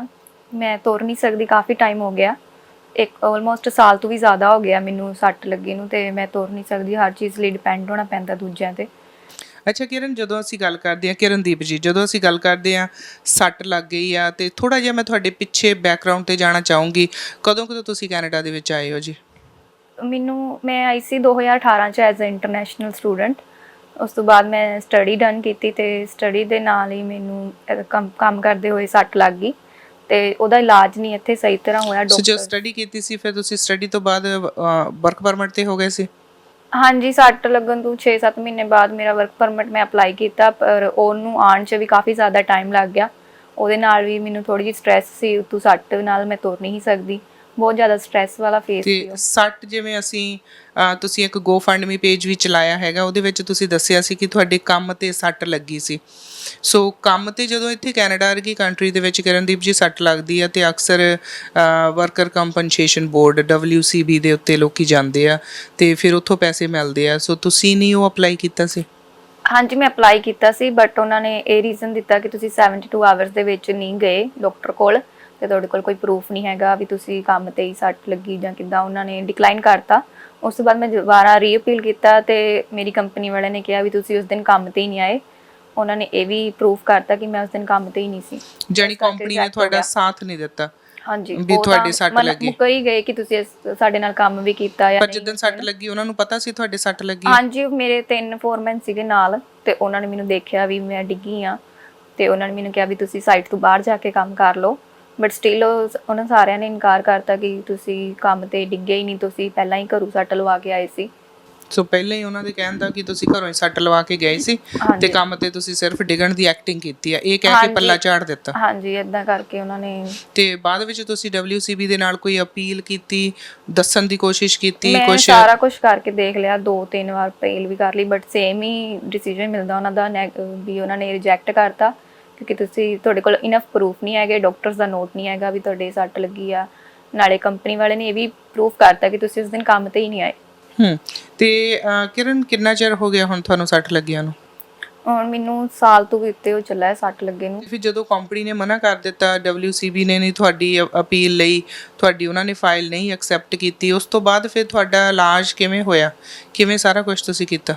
ਫਿਰ ਮੇਰੇ ਘਰ ਦੇ ਲਾਗੇ ਦੁੱਖ ਨਿਵਾਰਨ ਗੁਰਦੁਆਰਾ ਸਾਹਿਬ ਹੈਗੇ ਆ, ਉੱਥੋਂ ਮੈਂ ਗਰੋਸਰੀ ਆਂਦੀ ਸੀ, ਤੇ ਰੈਂਟ ਵੀ ਉਹ ਸਾਰੇ ਇਕੱਠਾ ਕਰਕੇ ਮੈਨੂੰ ਦਿੰਦੇ ਰਹੇ, ਤੇ ਮੇਰੀਆਂ ਥੈਰੇਪੀਆਂ ਲਈ ਵੀ ਪੈਸੇ ਜੋੜਦੇ ਸੀ, ਇਕੱਠੇ ਕਰਦੇ ਸੀ ਵੀ ਜਿੰਨੇ ਹੁੰਦੇ ਸੀ, ਤੇ ਫਿਰ ਉਹਨਾਂ ਆਪਾਂ ਇਲਾਜ ਕਰਦੇ ਸੀ, ਤੇ ਮੇਰੀ ਦਵਾਈਆਂ ਵੀ ਇਦਾਂ ਹੀ ਡੋਨੇਸ਼ਨ ਨਾਲ ਹੀ ਆਉਂਦੀਆਂ ਸੀ। ਸੋ ਥੈਰੇਪੀ ਕਰਨ ਦੇ ਨਾਲ ਫਰਕ ਪਿਆ ਤੁਹਾਡੇ ਪੈਰ ਨੂੰ? ਕਿਉਂਕਿ ਮੈਂ ਹਾਲੇ ਵੀ ਦੇਖ ਰਹੀ ਹਾਂ ਤੁਹਾਡੇ ਗਿੱਟੇ ਤੋਂ ਸਕਿਨ ਵੀ ਥੋੜੀ ਲੱਥੀ ਆ, ਨੀਲਾ ਹੋਇਆ ਸਾਰਾ ਗਿੱਟਾ ਤੁਹਾਡਾ। ਹਾਂਜੀ, ਇੰਨਾ ਫਰਕ ਨਹੀਂ ਪਿਆ, ਕਿਉਂਕਿ ਥੈਰੇਪੀ 'ਚ ਵੀ ਆਪਣੀ ਚਾਹੀਦੀ ਆ ਪਾਵਰ ਚਾਹੀਦੀ ਆ, ਪੈਰ 'ਚ ਮਸਲਸ ਬਹੁਤ ਜ਼ਿਆਦਾ ਵੀਕ ਹੋ ਗਈਆਂ, ਮੂਵ ਨਹੀਂ ਕਰਦੀਆਂ। ਸੋ ਤੁਰ ਬਿਲਕੁਲ ਨਹੀਂ ਸਕਦੇ ਤੁਸੀਂ? ਭਾਰ ਬਿਲਕੁਲ ਵੀ ਨਹੀਂ ਚੱਲਦਾ, ਲੱਤ ਈਵਨ ਪਤਲੀ ਵੀ ਬਹੁਤ ਜ਼ਿਆਦਾ ਹੋ ਗਈ ਹੈ, ਇਸ ਕਰਕੇ ਬੋਡੀ ਵੇਟ ਵੀ ਉਹ ਭਾਰ ਚੱਲਦਾ ਨਹੀਂ ਹੈਗਾ। ਫਿਰ ਉਹ ਲੈਫਟ ਸਾਈਡ। ਤੁਹਾਡੇ ਪਰਿਵਾਰ ਕਿਵੇਂ ਆ? ਤੁਹਾਡਾ ਕਿਹੜਾ ਜ਼ਿਲ੍ਹਾ ਤੁਹਾਡਾ? ਮੇਰਾ ਜ਼ਿਲ੍ਹਾ ਹੁਸ਼ਿਆਰਪੁਰ ਹੈ, ਤੇ ਮੇਰੀ ਫੈਮਿਲੀ ਵੀ ਇੰਨੀ ਕੁਝ ਖਾਸ ਹੈ ਨਹੀਂ, ਆਪਣੀ ਫਾਈਨੈਂਸ਼ੀਅਲ ਕੰਡੀਸ਼ਨ ਵੀ ਠੀਕ ਹੀ ਆ, ਬਸ ਮਿਡਲ ਕਲਾਸ ਫੈਮਿਲੀ ਆ। ਡੈਡੀ ਵੀ ਅਪਾਹਿਜ ਆ, ਹੈਂਡੀਕੈਪਡ ਆ, ਤੇ ਇੰਨਾ ਕੁਝ ਆਪਣੀ ਖਾਸ ਆਮਦਨੀ ਨਹੀਂ ਹੁੰਦੀ। ਤੇ ਤੁਸੀਂ ਬੜੀ ਮੁਸ਼ਕਲ ਨਾਲ ਇੱਥੇ ਪਹੁੰਚੇ ਹੋਗੇ, ਕਿਉਂਕਿ ਇੰਟਰਨੈਸ਼ਨਲ ਸਟੂਡੈਂਟਸ ਲਈ ਜਿਵੇਂ ਅਸੀਂ ਕਹਿ ਦਈਦਾ ਨਾ ਕਿ ਸੋਨਾ ਜਿੰਨਾ ਜ਼ਿਆਦਾ ਭੱਠੀ 'ਚ ਉਹਨੂੰ ਰਾੜੋ ਤੇ ਉਹ ਪੱਕ ਕੇ ਚਮਕ ਕੇ ਨਿਕਲਦਾ, ਤੇ ਸਟੂਡੈਂਟ ਬੱਚੇ ਵੀ ਇਸੇ ਤਰ੍ਹਾਂ ਹੀ ਆ। ਇਹ ਵਿਚਾਰੇ ਇੱਥੇ ਆ ਜਾਂਦੇ ਆ ਕੇ ਬੜਾ ਰੁਲਦੇ ਆ, ਪੱਕਦੇ ਆ, ਜ਼ਿੰਦਗੀ ਦੀਆਂ ਠੋਕਰਾਂ ਖਾ ਕੇ ਆਪਣੀ ਮੰਜ਼ਿਲ ਤੱਕ ਮਸਾਂ ਹੀ ਪਹੁੰਚਦੇ ਆ। ਸੋ ਬੜੀਆਂ ਵੱਡੀਆਂ ਰਕਮਾਂ ਦੇ ਕੇ ਆਉਣਾ ਪੈਂਦਾ। ਸੋ ਕਿਵੇਂ ਮੈਨੇਜ ਕੀਤਾ ਸੀ ਸਾਰਾ ਪਰਿਵਾਰ ਨੇ? ਅਸੀਂ ਜਿੱਦਾਂ ਫੜ ਕੇ ਜਾਂ ਵਿਆਜ ਤੇ ਚੱਕ ਕੇ ਇਦਾਂ ਕੀਤਾ ਸੀ, ਬਟ ਹੌਲੀ ਲਾਣਾ ਸੀ। ਮੈਂ ਸੋਚਿਆ ਸੀ ਵੀ ਮੈਂ ਸਟੱਡੀ ਤੋਂ ਬਾਅਦ ਵਰਕ ਪਰਮਿਟ ਤੇ ਆ ਕੇ ਆਪਣਾ ਕੰਮ ਕਰਕੇ ਹੌਲੀ ਕਰਾਂਗੀ, ਪਰ ਉਦਾਂ ਕੁਝ ਹੋਇਆ ਨਹੀਂ ਜਿੱਦਾਂ ਸੋਚਿਆ ਸੀ। ਉਦੋਂ ਦੀ ਮੈਂ ਬੈਠੀ ਆ ਘਰ, ਜਦੋਂ ਦੀ ਮੇਰੀ ਸਟੱਡੀ ਡਨ ਹੋਈ ਹੈ ਉਦੋਂ ਦੀ ਮੈਂ ਘਰ ਹੀ ਬੈਠੀ ਹਾਂ, ਨਾ ਕੋਈ ਕੰਮ ਹੈ ਨਾ ਕੋਈ ਫਾਈਨੈਂਸ਼ੀਅਲ ਹੈਲਪ ਹੈ ਕੁਝ। ਪਰ ਕਿਰਨਦੀਪ, ਮੈਂ ਇੱਕ ਗੱਲ ਕਹੂੰਗੀ ਕਿ ਤੁਹਾਡੇ 'ਚ ਹੌਸਲਾ ਬਹੁਤ ਹੈ। ਮੈਨੂੰ ਤੁਹਾਨੂੰ ਮਿਲਦੀ ਨੂੰ ਹੁਣ ਤਕਰੀਬਨ 2 ਮਹੀਨੇ ਤੋਂ ਉੱਪਰ ਦਾ ਸਮਾਂ ਹੋ ਗਿਆ, ਔਰ ਤੁਹਾਡੇ ਨਾਲ ਮੇਰੀ ਮੁਲਾਕਾਤ ਹੋਪ ਸੇਵਾ ਸੁਸਾਇਟੀ ਵੱਲੋਂ ਹੋਈ ਸੀ, ਔਰ ਜਸਵਿੰਦਰ ਜੀ ਵੀਰ ਜੀ ਹੁਣੀ ਔਰ ਅਸੀਂ ਸਾਰੇ ਤੁਹਾਨੂੰ ਮਿਲੇ ਸੀ। ਔਰ ਤੁਸੀਂ ਹਿੰਮਤ ਨਹੀਂ ਹਾਰੀ, ਔਰ ਅਲਟਰੇਸ਼ਨ ਕਰਦੇ ਤੁਸੀਂ ਕੱਪੜਿਆਂ ਦੀ। ਤੁਹਾਨੂੰ ਸੀਣਾ ਪਰੋਣਾ ਆਉਂਦਾ ਹੈ? ਹਾਂਜੀ, ਥੋੜਾ ਬਹੁਤਾ ਮੈਂ ਕਰ ਲੈਂਦੀ ਹਾਂ, ਬਟ ਇੰਨਾ ਇਹ ਵੀ ਕੰਮ ਚੱਲ ਨਹੀਂ ਰਿਹਾ। ਤੇ ਅਜੇ ਤੱਕ ਮਸ਼ੀਨ, 1-2 ਹੀ। ਤੁਸੀਂ ਮਸ਼ੀਨ ਤੇ ਫਿਰ ਕਿਵੇਂ ਕੰਮ ਕਰਦੇ? ਮਸ਼ੀਨ ਤੇ ਵੀ ਮੈਂ ਟੇਬਲ ਤੇ ਲੱਤ ਏਦਾਂ ਰੱਖ ਕੇ ਫਿਰ ਮੈਂ ਬੈੱਡ ਤੇ ਬੈਠ ਕੇ ਏਦਾਂ ਕਰਦੀ ਹਾਂ, ਐਡਜਸਟ ਕਰਕੇ ਥੋੜਾ ਬਹੁਤਾ। ਕਿੰਨਾ ਕੁ ਕਰ ਲੈਂਦੇ ਆ ਤੁਸੀਂ? ਇਹ ਮੈਂ ਅਲਟਰੇਸ਼ਨ ਹੀ ਕੀਤੀ ਆ ਹਜੇ ਤੱਕ, 1-2 ਪਰਸਨ ਦੀ ਜ਼ਿਆਦਾ ਕੁਝ ਕੀਤਾ ਨਹੀਂ ਕੋਈ। ਤੇ ਕਿਵੇਂ ਤੁਹਾਡੇ ਮਨ ਦੇ ਵਿੱਚ ਆਇਆ ਕਿ ਹੁਣ ਘਰ ਵਿਹਲੀ ਸਾਰਾ ਦਿਨ ਰਹਿੰਦੀ ਆ, ਮੈਂ ਤੁਰ ਨਹੀਂ ਸਕਦੀ, ਕੰਮ ਨਹੀਂ ਕੋਈ ਕਰ ਸਕਦੀ, ਤੇ ਅਲਟਰੇਸ਼ਨ ਦਾ ਫਿਰ ਉਹਦਾ ਕਿਵੇਂ? ਨਾਲ ਬਹੁਤ ਜ਼ਿਆਦਾ ਡਿਪਰੈਸ਼ਨ ਵੀ ਹੁੰਦਾ ਆ। ਰਾਤ ਨੂੰ ਕਈ ਵਾਰੀ ਦਿਲ ਕਰਦਾ ਵੀ ਇਦਾਂ ਦੀ ਲਾਈਫ ਨਾਲੋਂ ਤੇ ਲਾਈਫ ਨਾ ਹੀ ਹੋਵੇ। ਇੰਨਾ ਜ਼ਿਆਦਾ ਡਿਪਰੈਸ਼ਨ ਵੀ ਹੋ ਜਾਂਦਾ ਹੈ ਸਮ ਟਾਈਮ। ਪਰ ਤੁਹਾਨੂੰ ਜਦੋਂ ਤੁਸੀਂ ਹੁਣ ਇੱਥੇ ਤਕਰੀਬਨ ਸਾਲ ਤੋਂ ਉੱਪਰ ਹੋ ਗਿਆ ਤੇ ਥੈਰੇਪੀ ਵੀ ਲਈਆਂ, ਕੋਈ ਫਰਕ ਨਹੀਂ ਪਿਆ ਪੈਰ ਨੂੰ? ਨਹੀਂ, ਇੱਥੇ ਦੇ ਡਾਕਟਰਸ ਬਹੁਤ ਲੇਟ ਦੇਖਦੇ ਆ। ਸਪੈਸ਼ਲਿਸਟ ਦੀ ਅਪਾਇੰਟਮੈਂਟ ਹੀ 3-3 ਮਹੀਨੇ ਬਾਅਦ ਦੀ ਹੁੰਦੀ ਆ। ਉਹਨਾਂ ਚਿਰ ਤੱਕ ਐਵੇਂ ਬੈਠੇ ਰਹੋ, ਬਸ ਪੇਨ ਕਿਲਰ ਖਾਈ ਜਾਓ। ਉਹਦੇ ਨਾਲ ਵੀ ਬਹੁਤ ਜ਼ਿਆਦਾ ਕਿਡਨੀਜ਼ ਤੇ ਅਸਰ ਪੈਂਦਾ ਹੈ। ਤੇ ਤੁਸੀਂ ਹੁਣ ਇੱਕ ਮੈਂ ਦੇਖ ਰਹੀ ਹਾਂ ਤੁਹਾਡੇ ਕੋਲ ਆਹ ਵਾਕਰ ਆ ਛੋਟਾ, ਇਹਦੇ ਨਾਲ ਤੁਸੀਂ ਤੁਰਦੇ ਹੈਗੇ ਆ। ਪਹਿਲਾਂ ਤੁਸੀਂ ਫੌੜੀਆਂ ਨਾਲ ਤੁਰਦੇ ਸੀ। ਹਾਂਜੀ, ਹੁਣ ਸਮ ਟਾਈਮ ਜੇ ਮੈਂ ਬਾਹਰ ਜਾਣਾ ਹੁੰਦਾ ਫਿਰ ਮੈਨੂੰ ਫੌੜੀਆਂ ਲੈ ਕੇ ਜਾਣੀਆਂ ਪੈਂਦੀਆਂ। ਤੇ ਫਿਰ ਨਾਲ ਘਰ 'ਚ ਤਾਂ ਡਾਕਟਰ ਦੇ ਜਾਣ ਲਈ ਮਸਾਂ ਤੁਸੀਂ ਜਾਂਦੇ ਹੈਗੇ, ਕਿਉਂਕਿ ਮੈਂ ਵੀ ਤੁਹਾਨੂੰ ਲੈ ਕੇ ਗਈ ਹਾਂ ਤੇ ਬਹੁਤ ਮੁਸ਼ਕਲ ਦੇ ਨਾਲ ਤੁਸੀਂ ਤੁਰਦੇ ਆ, ਬੜੀ ਮੁਸ਼ਕਲ ਦੇ ਨਾਲ ਬਹਿਣਾ ਉੱਠਣਾ ਹੁੰਦਾ। ਪਰ ਫਿਰ ਘਰ ਦੇ ਵਿੱਚ ਕਿਵੇਂ ਮੈਨੇਜ ਕਰਦੇ ਆ? ਕੰਮ ਤੁਹਾਡਾ ਕੌਣ ਕਰਦਾ? ਕਿਵੇਂ ਸਾਰਾ ਕਰਦੇ ਆ ਕੰਮ? ਮੈਂ ਆਪਣਾ ਰੋਟੀ ਪਾਣੀ ਆਪ ਹੀ ਬਣਾਉਣਾ ਪੈਂਦਾ ਇੱਥੇ, ਕਿਉਂਕਿ ਕਿਸੇ ਕੋਲ ਇੰਨਾ ਹੁੰਦਾ ਨਹੀਂ। ਨਾਲੇ ਉਹ ਲੇਟ ਆਉਂਦੇ ਆ ਕਈ ਵਾਰੀ ਜਲਦੀ ਤੋਂ। ਕੰਮ ਤੇ ਮੈਨੂੰ ਆਪਣਾ ਆਪ ਹੀ ਕਰਨਾ ਪੈਂਦਾ। ਮੈਨੂੰ ਈਵਨ ਨਹਾਉਣ ਲਈ ਵੀ ਬਹੁਤ ਜ਼ਿਆਦਾ ਔਖਾ ਹੁੰਦਾ ਹੈ। ਬਾਹਰ ਟੱਪ 'ਚ ਜਾਣਾ, ਅੰਦਰ ਬਾਹਰ ਨਿਕਲਣਾ ਬਹੁਤ ਜ਼ਿਆਦਾ ਮੈਨੂੰ ਬੈਠ ਕੇ ਨਿਕਲਣਾ ਪੈਂਦਾ, ਬੈਠ ਕੇ ਉੱਠਣਾ ਪੈਂਦਾ। ਕੱਪੜੇ ਪਾਉਣ 'ਚ ਵੀ ਬਹੁਤ ਪ੍ਰੋਬਲਮ ਹੁੰਦੀ, ਬਹੁਤ ਜ਼ਿਆਦਾ ਸਟਰਗਲ ਹੈ। ਬਟ ਸਟਿਲ ਹੋਰ ਕੋਈ ਹੈ ਨਹੀਂ। ਤੇ ਹੁਣ ਡਾਕਟਰ ਦੀ ਲਾਸਟ ਜਿਹੜੀ ਤੁਹਾਡੀ ਮੀਟਿੰਗ ਸੀ, ਕੀ ਕਿਹਾ ਉਹਨਾਂ ਨੇ? ਕਿ ਇਹਨੂੰ ਠੀਕ ਹੋਣ ਨੂੰ ਕਿੰਨਾ ਟਾਈਮ ਲੱਗੇਗਾ? ਕਿ ਇਹਦੇ ਵਿੱਚ ਕੀ ਨੁਕਸ ਕੀ ਆ? ਹੁਣ ਖਾਸ ਦੱਸਿਆ ਨਹੀਂ, ਬਸ 10 ਕੁ ਮਿੰਟ 'ਚ ਉਹਨਾਂ ਨੇ ਇਹੀ ਕਿਹਾ ਵੀ ਤੁਸੀਂ ਦਵਾਈ ਕੰਟੀਨਿਊ ਕਰੀ ਜਾਓ। ਅਰਥਰਾਈਟਿਸ ਦੱਸਿਆ ਆ ਵੀ ਅਰਥਰਾਈਟਿਸ ਸਟਾਰਟ ਹੋ ਗਿਆ ਤੁਹਾਡੇ ਸੱਟ ਲੱਗਣ ਨਾਲ। ਉਹ ਪਤਾ ਨਹੀਂ ਹੁਣ ਮੈਨੂੰ ਤਾਂ ਕੀ ਕਹਿੰਦੇ ਆ। ਉਹਨਾਂ ਨੂੰ ਕਦੇ ਕੁਛ ਲੱਗਦਾ, ਕਦੇ ਟਾਈਫਾਇਡ, ਕਦੇ ਕੁਛ, ਕਦੇ ਪੋਲੀਓ ਦੱਸ ਦਿੰਦੇ ਆ। ਉਹ ਕਨਫਿਊਜ਼ ਹੀ ਕਰੀ ਜਾਂਦੇ ਆ। ਬਲੱਡ ਟੈਸਟ ਵੀ ਕਰਾਏ, ਉਹਦੀ ਵੀ ਰਿਪੋਰਟ ਉਹਨਾਂ ਨੇ ਅਜੇ ਤੱਕ ਡਿਸਕਸ ਨਹੀਂ ਕੀਤੀ। ਤੁਹਾਡੇ ਪਿਤਾ ਜੀ, ਤੁਸੀਂ ਦੱਸਿਆ ਕਿ ਉਹ ਵੀ ਅਪਾਹਜ ਹੈਗੇ, ਚੱਲ ਫਿਰ ਨਹੀਂ ਸਕਦੇ, ਥੋੜਾ ਹੈਂਡੀਕੈਪ ਆ। ਉਹਨਾਂ ਨੂੰ ਕੀ ਪ੍ਰੋਬਲਮ ਹੋਈ ਸੀ? ਉਹਨਾਂ ਦਾ ਤਾਂ ਐਕਸੀਡੈਂਟ ਹੋਇਆ ਸੀ ਤੇ ਫਿਰ ਉਹ ਜਿੱਦਾਂ ਲੱਤ ਸੁੱਕ ਗਈ ਸੀ, ਸੇਮ ਹੀ ਰੀਜ਼ਨ ਸੀ। ਤੇ ਨਾਲੇ ਜ਼ਹਿਰ ਫੈਲਦਾ ਪਿਆ ਸੀ। ਫਿਰ ਡਾਕਟਰ ਕਹਿੰਦੇ ਕੱਟਣੀ ਪੈਣੀ ਆ, ਫਿਰ ਉਹਨਾਂ ਨੇ ਕੱਟਤੀ। ਫਿਰ ਉਹ ਚੱਲ ਫਿਰ ਨਹੀਂ ਸਕਦੇ ਵੀਲਚੇਅਰ ਤੇ? ਆਰਟੀਫੀਸ਼ੀਅਲ ਲੈਗ ਨਾਲ ਥੋੜਾ ਬਹੁਤਾ ਚੱਲਦੇ ਆ। ਤੇ ਜਦੋਂ ਅਸੀਂ ਕਿਰਨ ਕਹਿੰਦੇ ਆ ਕਿ ਇਹਨਾਂ ਮੁਲਕਾਂ ਦੇ ਵਿੱਚ ਅਸੀਂ ਸੁਨਹਿਰੇ ਭਵਿੱਖ ਦੇ ਲਈ ਆਉਂਦੇ ਆ, ਬੜੀਆਂ ਉਮੀਦਾਂ ਆਸਾਂ ਹੁੰਦੀਆਂ, ਪਰਿਵਾਰ ਨੂੰ ਵੀ ਬੜੀਆਂ ਸੀਗੀਆਂ, ਤੁਹਾਨੂੰ ਇੱਥੇ ਇੰਨੇ ਮੁਸ਼ਕਲਾਂ ਦੇ ਨਾਲ ਉਹਨਾਂ ਨੇ ਭੇਜਿਆ, ਤੇ ਹੁਣ ਤਕਰੀਬਨ ਸਾਲ ਤੋਂ ਉੱਪਰ ਹੋ ਗਿਆ, ਤੇ ਪਰਿਵਾਰ ਨੂੰ ਇਹ ਸਾਰੇ ਕਾਸੇ ਦੀ ਖਬਰ ਹੈ, ਪਤਾ ਹੈ ਉਹਨਾਂ ਨੂੰ? ਉਹਨਾਂ ਨੂੰ ਮੈਂ ਦੱਸਿਆ ਨਹੀਂ ਸੀ, ਬਟ ਹੁਣ 2-3 ਮਹੀਨਿਆਂ ਤੋਂ ਉਹਨਾਂ ਨੂੰ ਪਤਾ ਲੱਗ ਗਿਆ। ਬਿਕੋਜ਼ ਹੁਣ ਬਿਲਕੁਲ ਵੀ ਭਾਰ ਨਹੀਂ ਚੱਲ ਰਿਹਾ, ਬਿਲਕੁਲ ਹੀ ਹੁਣ ਕਈ ਮਤਲਬ ਨਾ ਦੇ ਬਰਾਬਰ ਹੀ ਹੈ। ਤੇ ਫਿਰ ਉਹਨਾਂ ਨੂੰ ਹੁਣ ਦੱਸਣਾ ਹੀ ਪੈਣਾ ਸੀ, ਕਿਉਂਕਿ ਉਹ ਵੀ ਰੋਜ਼ ਦੇਖਦੇ ਸੀ ਕਿ ਮੈਂ ਘਰ ਹੀ ਬੈਠੀ ਹਾਂ, ਵੀ ਮੈਂ ਕੰਮ ਤੇ ਵੀ ਨਹੀਂ ਜਾਂਦੀ। ਤੇ ਉਹਨਾਂ ਨੂੰ ਮੇਰੇ ਫੇਸ ਤੋਂ ਵੀ ਪਤਾ ਲੱਗਦਾ ਹੈ ਵੀ ਸਿਹਤ 'ਚ ਵੀ ਕਾਫੀ ਜ਼ਿਆਦਾ ਵੀਕਨੈਸ ਵੀ ਹੋ ਗਈ ਆ। ਤਾਂ ਮੈਂ ਵੀ ਨੋਟਿਸ ਕਰ ਰਹੀ ਹਾਂ ਤੁਸੀਂ ਪਹਿਲਾਂ ਨਾਲੋਂ ਹੋਰ ਜ਼ਿਆਦਾ ਕਹਿ ਲਓ ਕਿ ਤੁਹਾਡਾ ਮੂੰਹ ਵੀ ਪਤਲਾ ਹੋ ਗਿਆ, ਤੁਹਾਡੇ weight ਦਾ ਵੀ ਫਰਕ ਪਿਆ ਪਹਿਲਾਂ ਨਾਲੋਂ, ਲੱਤ ਦਾ ਵੀ ਕਾਫੀ ਫਰਕ ਪਿਆ। ਤੇ ਕਿਰਨ, ਤੁਸੀਂ ਇੱਕ GoFundMe ਪੇਜ ਵੀ ਬਣਾਇਆ ਆ, ਉਹਦੇ ਉੱਤੇ ਤੁਸੀਂ ਜਿਹੜੇ ਪੈਸੇ ਇਕੱਠੇ ਕਰਨ ਦੇ ਲਈ ਤੁਸੀਂ ਜਿਹੜੀ ਅਪੀਲ ਕੀਤੀ ਸੀ, ਉਹਦੇ ਤੇ ਕਿੰਨੀ ਕੁ ਫੰਡਿੰਗ ਹੋਈ ਹੁਣ ਤੱਕ? ਉਹਨੂੰ ਸ਼ੁਰੂ ਕੀਤੇ ਨੂੰ ਵੀ ਆਲਮੋਸਟ 2 ਮਹੀਨੇ ਹੋ ਚੱਲੇ ਆ, ਬਟ ਉਹਤੇ ਕੁਝ ਖਾਸ ਫੰਡ ਹੋਇਆ ਨਹੀਂ। ਮੇਬੀ ਲੋਕਾਂ ਨੂੰ ਲੱਗ ਰਿਹਾ ਵੀ ਜਾਂ ਤਾਂ ਇਹ ਫੇਕ ਆ ਜਾਂ ਕੁਝ ਫਰੋਡ ਆ। ਬਟ ਸਟਿਲ ਆਮ ਹੋਪਿੰਗ ਕਿ ਇਸ ਵੀਡੀਓ ਤੋਂ ਬਾਅਦ ਲੋਕੀ ਡੋਨੇਸ਼ਨ ਕਰਨ ਤਾਂ ਕਿ ਮੈਂ ਆਪਣਾ ਇਲਾਜ ਕਰ ਸਕਾਂ, ਆਪਣੇ ਪੈਰਾਂ 'ਤੇ ਹੀ ਖੜ ਸਕਾਂ। ਕਿਉਂਕਿ ਹੁਣ ਮੇਰੇ ਲਈ ਇੱਕ ਡਰੀਮ ਹੀ ਰਹਿ ਗਿਆ ਵੀ ਮੈਂ ਜਿੱਦਾਂ ਨੋਰਮਲ ਤੁਰ ਸਕਾਂ ਪਹਿਲਾਂ ਵਾਂ। ਇੱਦਾਂ ਕਾਹਤੇ ਸੋਚਦੇ ਆ? ਕਿਉਂਕਿ ਦੁੱਖ ਸੁੱਖ ਤਾਂ ਜ਼ਿੰਦਗੀ 'ਚ ਆਉਂਦੇ ਰਹਿੰਦੇ ਆ, ਬਟ ਇੱਕ ਲਿਮਿਟ ਹੁੰਦੀ ਹੈ ਵੀ ਹਰ ਚੀਜ਼ ਦੀ। ਪਰ ਹੁਣ ਸਾਲ ਤੋਂ ਵੀ ਪਰ ਜ਼ਿਆਦਾ ਹੋ ਗਿਆ ਵੀ ਬੈਠੇ ਰਹੋ, ਬਸ ਰਾਤ ਨੂੰ ਅੰਦਰ ਜਾ ਕੇ ਪੈ ਗਏ, ਸਵੇਰੇ ਬਾਹਰ ਆ ਕੇ ਪੈ ਗਏ, ਬਸ ਇੰਨੀ ਕੁ ਲਾਈਫ ਰਹਿ ਗਈ। ਘਰੇ ਸਾਰਾ ਦਿਨ ਇਕੱਲੇ ਤੁਹਾਡੀਆਂ ਰੂਮਮੇਟ ਕੁੜੀਆਂ ਤੁਹਾਡੀ ਮਦਦ ਕਰਦੀਆਂ ਘਰ ਦੇ ਵਿੱਚ? ਜਾਂਦੀਆਂ ਤੇ ਫਿਰ ਆਪ ਹੀ ਕਰਨਾ ਪੈਂਦਾ। ਹੁਣ ਕਿੰਨੇ ਮੈਨੂੰ ਵਾਸ਼ਰੂਮ ਵੀ ਤਾਂ ਆਪ ਹੀ ਜਾਣਾ, ਸਾਰਾ ਕੁਝ ਆਪ ਹੀ ਕਰਨਾ ਪੈਣਾ ਇੱਥੇ, ਤਾਂ ਤੁਹਾਨੂੰ ਪਤਾ ਹੀ ਹੈ ਵੀ ਕੋਈ ਕਿੰਨਾ ਕੁ ਕਿੱਦਾਂ ਕਰਦਾ, ਬਟ ਸਟਿਲ ਜਿੰਨਾ ਕੁ ਹੁੰਦਾ ਹੈ ਉਹ ਕਰ ਦਿੰਦੀਆਂ। ਜੇਕਰ ਘਰ ਹੁੰਦੀਆਂ, ਜੇ ਮੈਂ ਕੋਈ ਚੀਜ਼ ਮੰਗਣੀ ਆ ਫੜਾ ਦੋ ਵੀ ਫੜਾ ਦਿੰਦੀਆਂ। ਬਟ ਤੇ ਕਿਰਨ, ਪਰਿਵਾਰ ਨੇ ਕਿਹਾ ਨਹੀਂ ਤੁਹਾਨੂੰ ਕਿ ਤੁਹਾਡੇ ਜੇ ਸੱਟ ਤਕਲੀਫ ਇੰਨੀ ਲੱਗੀ ਆ ਤੇ ਤੁਸੀਂ ਵਾਪਸ ਆ ਜਾਓ, ਅਸੀਂ ਇੱਥੇ ਤੁਹਾਡਾ ਇਲਾਜ ਕਰਾ ਲੈਂਦੇ ਹਾਂ? ਹਾਂਜੀ, ਉਹ ਤਾਂ ਕਹਿੰਦੇ ਆ ਵੀ ਤੁਸੀਂ ਇੰਡੀਆ ਆ ਜਾਓ ਤੇ ਇੱਥੇ ਅਸੀਂ ਦੇਖ ਲਾਂਗੇ, ਕੋਈ ਨਹੀਂ, ਕਿ ਜਿੱਥੇ ਅੱਗੇ ਇੰਨੇ ਫੜੇ ਸੀ ਤੇ ਹੋਰ ਫੜ ਲਾਂਗੇ। ਬਟ ਲਾਣੇ ਵੀ ਤਾਂ ਹੈ ਹੀ ਆ, ਵੀ ਉਹ ਵੀ ਸਟ੍ਰੈਸ ਫਿਰ ਮਾਈਂਡ 'ਚ ਰਹਿੰਦੀ ਆ, ਕਿਉਂਕਿ ਪਤਾ ਨਹੀਂ ਹੁਣ ਮੈਂ ਕਦੋਂ ਠੀਕ ਹੋਣਾ, ਮੈਂ ਕਦੋਂ ਕੰਮ 'ਤੇ ਵਾਪਸ ਜਾਣਾ, ਕੀ ਹਿਸਾਬ ਹੈ, ਕਿ ਕੁਛ ਨਹੀਂ ਪਤਾ। ਹੁਣ ਫਿਊਚਰ ਦੇ ਬਾਰੇ ਤਾਂ ਅਸੀਂ ਕੁਝ ਕਹਿ ਨਹੀਂ ਸਕਦੇ, ਪ੍ਰੈਡਿਕਟ ਵੀ ਨਹੀਂ ਕਰ ਸਕਦੇ ਵੀ ਕੱਲ੍ਹ ਨੂੰ ਕੀ ਹੋਣਾ। ਤੇ ਬਟ ਸਟਿਲ ਮੈਂ ਉਹਨਾਂ ਨੂੰ ਕਿਹਾ ਸੀ ਵੀ ਮੇਰੀ ਸਟੈਂਪ ਲੱਗ ਜੇ, ਵੀਜ਼ਾ ਸਟੈਂਪ, ਤੇ ਹੁਣ ਫੇਰ ਹੀ ਮੈਂ ਆ ਸਕਦੀ, ਕਿਉਂਕਿ ਮੇਰੇ ਕੋਲ ਵੀਜ਼ਾ ਵੀ ਨਹੀਂ ਹੈਗਾ ਕੈਨੇਡਾ ਦਾ, ਨਹੀਂ ਤੇ ਮੈਂ ਵਾਪਸ ਵੀ ਨਹੀਂ ਆ ਸਕਦੀ। ਜਦੋਂ ਅਸੀਂ ਕਹਿੰਦੇ ਆ ਕਿ ਕੰਮ ਕਰਦੇ ਸੀ ਤੁਸੀਂ, ਹੁਣ ਤੁਸੀਂ ਜਮਾਂ ਹੀ ਕੰਮ ਵੀ ਨਹੀਂ ਕਰਦੇ, ਸਾਰਾ ਦਿਨ ਘਰੇ ਵੀ ਰਹਿੰਦੇ ਹੈਗੇ ਆ, ਔਰ ਗੁਰਦੁਆਰਾ ਸਾਹਿਬ ਤੋਂ ਤੁਹਾਨੂੰ ਕਾਫੀ ਮਦਦ ਮਿਲੀ ਆ। ਉਸ ਤੋਂ ਇਲਾਵਾ ਤੁਸੀਂ ਕੋਈ ਹੋਰ ਕੋਸ਼ਿਸ਼ ਕੀਤੀ ਆ ਕਿਤੇ ਕੋਈ ਸਰਕਾਰੀ ਦਰਬਾਰੇ ਕੁਛ ਇੱਦਾਂ ਦੀ, ਕਿ ਕਿਤੇ ਤੁਹਾਨੂੰ ਕਿਸੇ ਸੁਸਾਇਟੀ ਰਾਹੀਂ, ਕਿਸੇ ਰਾਹੀਂ ਤੁਹਾਨੂੰ ਕੋਈ ਮਦਦ ਮਿਲ ਸਕੇ?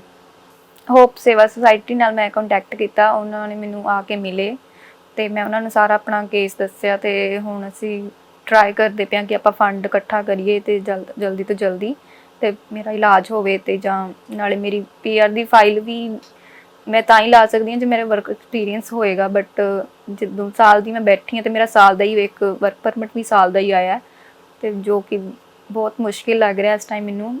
ਸੋ ਤੁਹਾਡਾ ਵਰਕ ਪਰਮਿਟ ਕਦੋਂ ਤੱਕ ਹੈਗਾ ਹੁਣ ਤੁਹਾਡੇ ਕੋਲ? ਓਪਨ ਵਰਕ ਪਰਮਿਟ ਤਾਂ ਓਪਨ ਆ, ਬਟ 1 ਸਾਲ ਦਾ ਹੀ ਰਹਿ ਗਿਆ ਹੁਣ, ਕਿਉਂਕਿ ਅਗਸਤ ਦਾ ਆਇਆ ਹੋਇਆ, 3-4 ਮਹੀਨੇ ਐਵੇਂ ਲੰਘ ਗਏ ਨੇ, ਤੇ 1 ਸਾਲ ਦਾ ਹੀ ਰਹਿ ਗਿਆ। ਤੇ ਮੈਂ ਜੇ ਠੀਕ ਹੋ ਕੇ ਵਾਪਸ ਆਉਣਾ ਹੈ ਤੇ ਫਿਰ ਕੰਮ ਵੀ ਲੱਭਣਾ ਹੈ, ਨੌਕਰੀ ਦੀ ਜੋਬ ਵੀ ਚਾਹੀਦੀ ਹੈ। ਬਹੁਤ ਜ਼ਿਆਦਾ ਟੈਨਸ਼ਨ ਹੈ ਕਿ ਕਿਵੇਂ ਹੋਏਗਾ, ਕਿਉਂਕਿ ਆਈ ਡੋਂਟ ਨੋ ਕਿ ਐਕਸਟੈਂਸ਼ਨ ਮਿਲਣੀ ਆ ਜਾਂ ਨਹੀਂ ਮਿਲਣੀ, ਕਿਉਂਕਿ ਸਟੱਡੀ ਤੋਂ ਬਾਅਦ ਇੱਕ ਵਾਰ ਹੀ ਆਪਾਂ ਮੇਬੀ ਅਪਲਾਈ ਕਰ ਸਕਦੇ ਹਾਂ ਵਰਕ ਪਰਮਿਟ।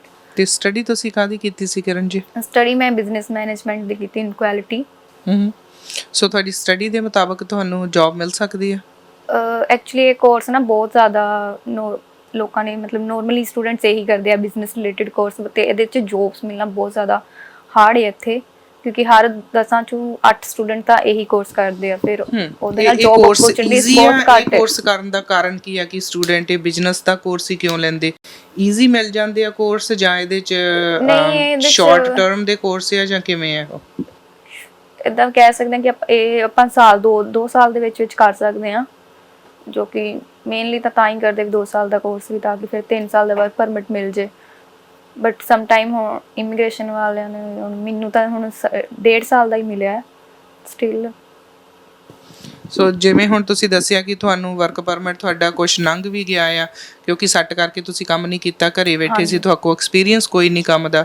ਸੋ ਫਿਰ ਹੁਣ ਅੱਗੇ ਤੁਹਾਨੂੰ ਇਹ ਵੀ ਪ੍ਰੋਬਲਮ ਆਊਗੀ ਕਿ ਜੇ ਤੁਹਾਨੂੰ ਹੁਣ ਕੰਮ ਕਰਦੇ ਨਹੀਂ, ਤੁਸੀਂ ਚੱਲ ਫਿਰ ਨਹੀਂ ਸਕਦੇ, ਔਰ ਤੁਹਾਡੀ ਬਿਲਕੁਲ ਗਿੱਟਾ ਤੁਹਾਡਾ ਸਾਰਾ ਨੀਲਾ ਹੋਇਆ ਪਿਆ, ਮੈਂ ਦੇਖ ਰਹੀ ਹਾਂ।